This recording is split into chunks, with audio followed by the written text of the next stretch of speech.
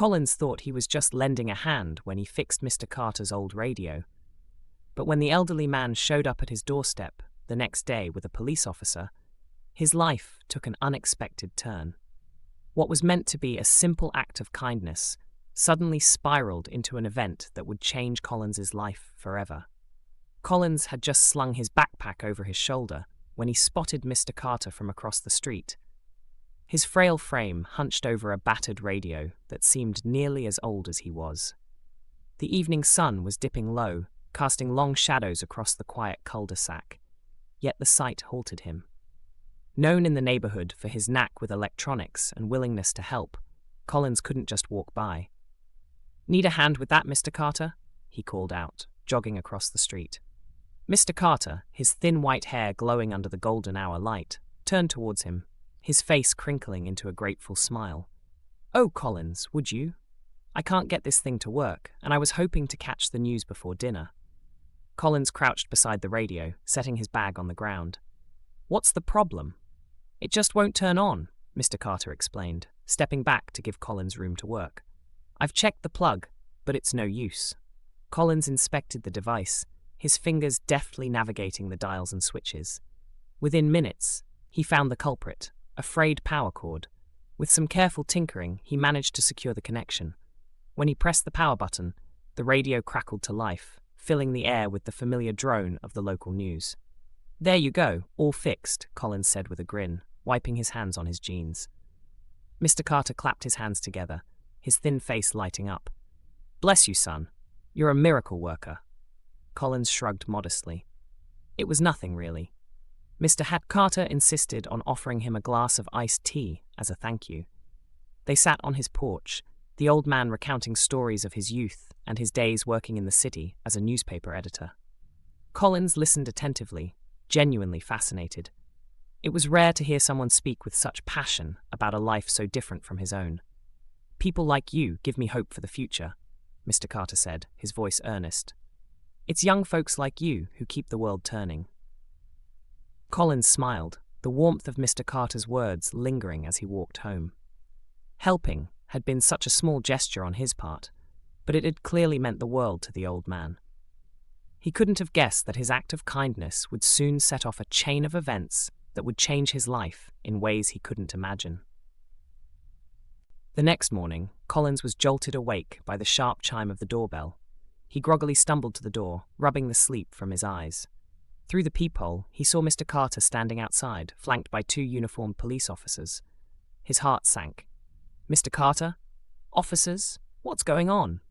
Collins asked as he opened the door, his voice tinged with apprehension. Mr. Carter looked uncomfortable, twisting a handkerchief in his hands. "Collins, I'm so sorry to come here like this," he said, avoiding Collins's eyes. One of the officers, a tall woman with a no-nonsense expression, stepped forward. "Are your parents home, son? We need to speak with you and your family." Collins's mind raced. He called out for his mother, who appeared at the door moments later, her face shifting from curiosity to concern when she saw the police. They all moved to the living room, where the officer explained the situation. "Mr. Carter reported his wallet missing this morning," the officer said. "Since you were the last person in his home yesterday, we need to ask you a few questions." Collins's mother looked incredulous. "My son would never steal," she said firmly. "I'm not accusing him," Mr. Carter interjected quickly. "I just mentioned that he was in the house when the officers asked if anyone else had been there." Collins felt a mix of relief and hurt. Relief that Mr. Carter wasn't directly accusing him, but hurt that the situation had arisen at all. He recounted the previous day's events in detail, explaining how he had fixed the radio and then left immediately afterward. The officers listened intently, occasionally jotting down notes. "Thank you for your cooperation," one of them said.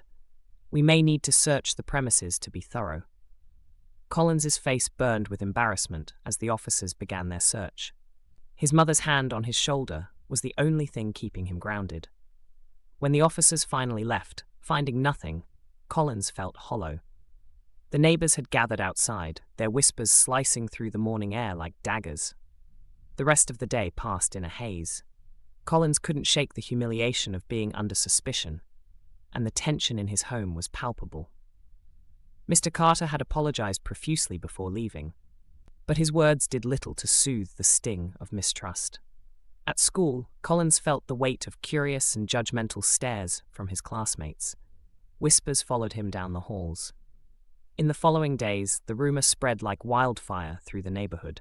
Some people, like Mrs. Dempsey next door, offered kind words and insisted they believed in his innocence. Others, however, watched him with wary eyes. Collins tried to maintain a brave face, but the strain was evident. His best friend Ethan noticed immediately. "Hey man, don't let this get to you," Ethan said, catching up with him after class. "Everyone who knows you knows you wouldn't do something like that." Collins managed a small smile. "Thanks, Ethan. It's just hard, you know? Feeling like everyone's judging me." "Forget them," Ethan said. "The truth will come out." But even as he tried to stay optimistic, Collins found it increasingly difficult to endure the judgment. His part-time job at the local hardware store became a battleground of gossip. He overheard customers whispering about him, their words stinging like wasps. One afternoon, while walking home from school, an elderly neighbor named Mr. Jensen stopped him. "Collins," he said, his voice kind but serious, "I've known you since you were a boy. Don't let this nonsense get you down. The truth will always find its way." Collins nodded, grateful for the support, but the weight of suspicion was hard to shake. Each day felt heavier than the last, the cloud of doubt hanging over him growing darker. Then, one evening, his younger sister, Emma, burst into the living room holding her tablet. "Collins, you have to see this," she exclaimed, thrusting the device into his hands. On the screen was a video uploaded to social media. In it, a group of teenagers from the neighborhood laughed and joked, one of them holding up a wallet triumphantly. "Snagged this from the old guy on Oak Street," the boy bragged, clearly proud of his theft. Collins's heart raced. "This is it," he said, his voice shaking. "This proves I didn't do it." Without wasting a moment, Collins and his mother drove to the police station. The officer in charge of the case watched the video, his expression growing serious. "We'll look into this immediately," he assured them. The next day, the police confronted the boy from the video, who confessed to stealing Mr. Carter's wallet. The wallet was recovered, with all its contents intact. Word of Collins's innocence spread quickly, and the same neighbors who had doubted him now approached with apologies. Mr. Carter, deeply remorseful, visited Collins personally. "Collins, so sorry," he said, his voice trembling. "You didn't deserve any of this. You were only trying to help." Collins accepted the apology with grace, though the experience had left a mark. The ordeal had tested not just his reputation, but his faith in the community he had always trusted. As he walked through the neighborhood, he noticed that the suspicious stares had turned into nods of respect. Conversations that had once whispered rumors now praised his integrity. While the resolution brought relief, it couldn't erase the pain of the past weeks.